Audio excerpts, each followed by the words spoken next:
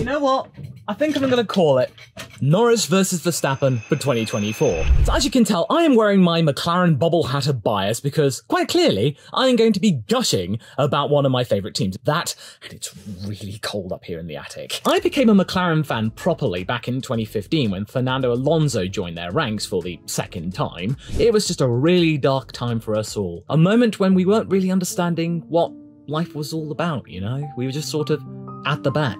McLaren, 9th in the constructors.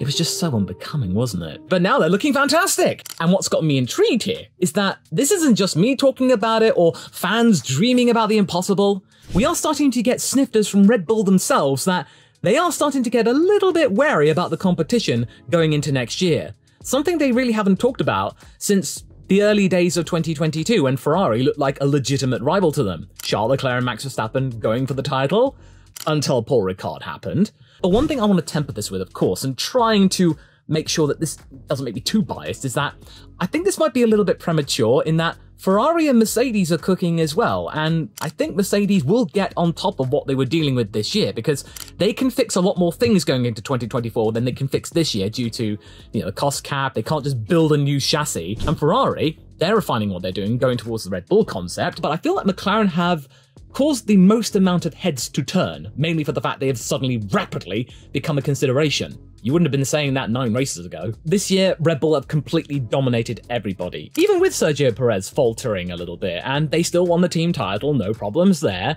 In fact, Max Verstappen has been said many times that he could win the team title by himself. That might no longer be the case if one of the teams gets their act together for the duration of the season. And it all starts from a comment that Aston Martin ambassador Jessica Hawkins said regarding Red Bull's luck. According to her, she said that Red Bull were very lucky that McLaren had such a bad first third of the season, where they only scored 17 points in the first 8 races, way behind Alpine. In just 9 races, they have scored 202 points, the same amount of points that they scored throughout the entire 2020 season, considered to be one of their best seasons in a very long time when they got 3rd in the constructors. And in terms of the last 3 or so races, McLaren have scored more than Red Bull, and that is something that is a little bit of concern because they really need that second driver to step up now. The fact that they scored in Qatar just as many points that Lance Stroll scored in the entire season so far is remarkable. The car has basically transformed itself, hasn't it? The MCL60 going from one of the team's most embarrassing cars they've ever made, up there with the MP430 for being a shocker of a car on debut, and the MCL32 for being their wake-up call saying that maybe Honda wasn't entirely to blame for the fact they were slow, and then being barren of sponsors, of course, to now the calling card to shout to the world that McLaren are back. They're only going to get stronger. I've not had this feeling of optimism since 2020. Heck, I think the optimism is even stronger now, for the very fact that I feel like McLaren's got all their eggs in one basket, finally. The fabled wind tunnel is working now, no longer a myth. The new technical director leadership structure will be coming online in 2024, with incoming staff from Ferrari and Red Bull. A senior member of the Red Bull staff to boot, and Rob Marshall, he's been around there since practically the beginning of their dominant phase, or in the entire team's conception. They've got a young and talented driver lineup that's not about to retire anytime soon, and they've snapped them up for the next 3 seasons, which is absolutely remarkable because it's quite likely that if things go well, Lando will extend his contract. And I just feel like this is just the next chapter of McLaren. Andreas Seidel helped turn the ship around into a more positive outlook, getting everything back and sorted. And now Andreas Stella and Zach Brown can speed the ship up a little more and more, to now becoming actual title contenders and giving these 2 young drivers a car where they can actually maybe go for some wins. I seriously feel that the momentum is in McLaren's favour, and even Max Verstappen values what McLaren has at the moment, saying that Oscar Piastri and Lando Norris are probably the most consistent compared to the others behind us, the best lineup of all the others. I think Max is genuinely interested to see what happens with McLaren next year.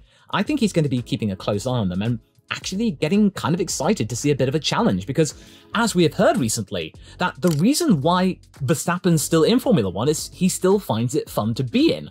The moment he said it stops being fun being in Formula 1 and winning all the time, he will look to move on and try something else. Maybe starting to dabble more in sim racing and helping find new talent and whatnot. The change of pace in McLaren is remarkably, ridiculously fast. even more ridiculous than Aston Martin's sudden form at the beginning of the season. I mean, we were all happy to see Fernando Alonso getting 6 podiums in the early part of the season, but nobody expected McLaren to suddenly be the second or third fastest car in the entire grid when they were quite clearly one of the slowest. I mean, quite honestly, as a McLaren fan, I completely just gave up hope and thought, oh great, we're in for another bad season at the back and we'd be very lucky to get P6, but no. You get Austria and then Silverstone? I mean, you don't need me to tell you. You can just go back and look at my winners and losers video for Silverstone about how jubilant I was. Then you've got Christian Horner being somewhat envious of the lineups that his rivals have, him feeling that the team no longer have the lineup that they would like to have, which didn't really matter for 2023. You know, since the other teams were behind and McLaren were nowhere. The MCL60 has just swooped past the W14 and the SF23 and is now actually genuinely clearly the second fastest car. More and more people are saying that it's going to be the MCL60 from McLaren that can actually give Max Verstappen a little bit of a challenge. And when you actually took pit stop strategies and you had mandated stints into the equation, Max Verstappen was not able to get away. We heard multiple times during the Qatar Grand Prix that there were moments when Max had to forget about Piastri and focus on his own race to get second in the sprint race. And then they were actually telling him to speed up during that Grand Prix. You could argue that because of that mandated pit stint, Piastri's racecraft was actually not much of an issue and the tyre wear wasn't much of an issue. But when you could actually have raw pace and the drivers could go all out, no holds barred, the McLarens were hanging in there, including Piastri. It's even got Helmut Marko a little bit jittery, saying that the fear of losing second place in the driver standings to anyone, in fact, not just McLaren, is a concrete fear. Now, me, being a McLaren fan, I want to believe all of this. I want to believe that Lando, Norris and Oscar Piastri can be the best lineup in the entire grid, and that they can be the one, most likely Lando, going for the driver's title next year. But I have to temper myself because we have been here before. There are still some things that both drivers have to fix first before they can actually become the peak versions of themselves. We have to remember, Oscar Piastri is still a rookie. He's a very good one, probably almost as good as Max Verstappen was on debut, but he's still got a lot to learn. I don't think we're going to see the peak Oscar Piastri until 2025. But I feel like Lando Norris can actually get over his inner demons and stop beating himself up as much. And we might see in 2024, once he's realized that, oh dang, I have a really fast teammate. He could become what I would like to call Lando Prime.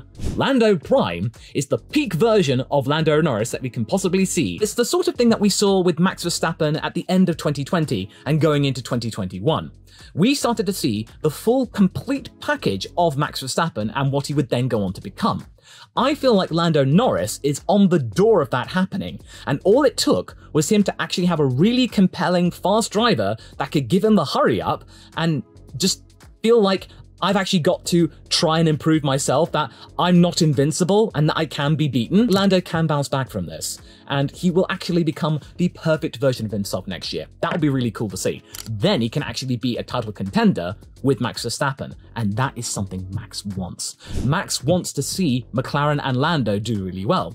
Max doesn't want Lando Norris as a teammate, even though Helmut Marko and Christian Horner want Lando Norris, and actually, Formula One kind of want that too as a dream team lineup, but Max Verstappen wouldn't want that. I bet that he would veto any decision of bringing Lando Norris into the Red Bull fold because he wouldn't be able to fight with his teammate to the fullest. There would be team orders involved. There would be situations where there'd be manipulation going on, and then Max and his friendship may disintegrate like we've seen so many times. What Max Verstappen wants is Lando Norris to fully embrace McLaren, drive to the best of their ability, have a perfect car, and be able to go for the title fight with no holds barred, all out. They can duke it out, no worries about team orders, they can have a proper ding-dong battle, and Max would be having so much fun. And I think we would have fun watching it. But there's still the issue of the MCL60 itself. It seems to have actually got the same characteristic that a lot of McLaren cars have had in the last few years, certainly since Lando Norris joined the fray in 2019, in that it is incredibly unpredictable and very tricky to drive.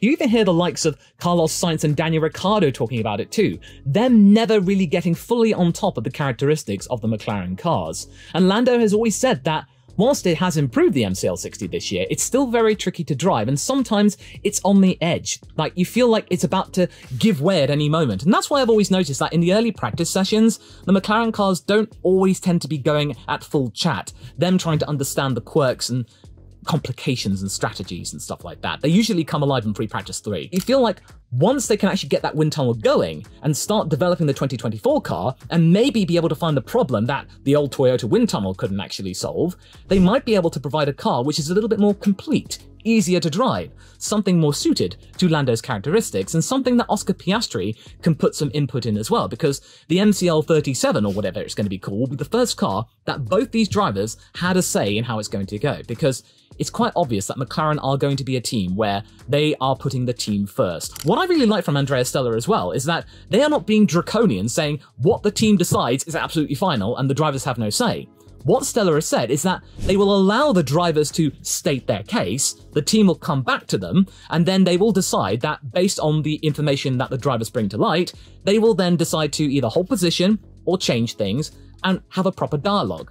And I feel like McLaren will actually be the best to actually get a top on this team orders thing, because they do have a lot of experience. And I know that a lot of people who worked back in the 80s and the 2000s may not be working for them anymore, but that residual experience, looking back to history and going like, I don't want to be that guy causing that to happen again. So yeah, I feel like McLaren will be the most adept at dealing with team orders. I'm not saying though that Lando won't complain, or Oscar complaining. They will, but they will actually get a lid on it and provide at least the least amount of discord. Going back to that comment that Jessica Hawkins made about Red Bull being lucky that McLaren weren't on it from the beginning of the season, I think that is actually really true.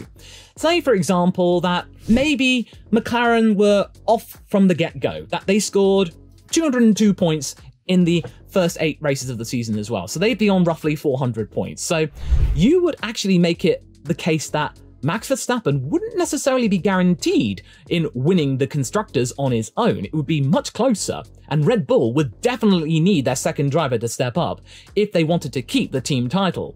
I feel like if it were the case that McLaren were on it from the beginning of the season, they would have still won the Constructors Red Bull, but it would certainly been a lot closer than it is now when you got Red Bull with over 600 points and the closest barely over 300. Lando and Oscar will be a lot higher up in the championship, whereas Perez, he might not be second place in the driver's standings. That's the thing that Christian Horner desperately wants. It's something that has eluded Horner the most. Toto Wolff has been able to do it, but he hasn't really. Getting a 1-2 in the driver's standings from his own volition. There's always been someone else getting in the way. And if Perez, who's holding on to second, him being able to realize his dream of a perfect season for Red Bull, falls behind, then it's been ruined. McLaren are in the best place that they had been in a very long time, and I am really, really excited about it. And I think that Red Bull are excited too, in a way, that they are going to have a bit of a challenge, that it's not going to be quite as easy, because I think for any sort of motorsport team, that if they have a battle and it's closely fought, it seems like it's the most rewarding. If you just cakewalk to a title, it can get very boring, that there's no challenge. And I think that Max is starting to feel that too.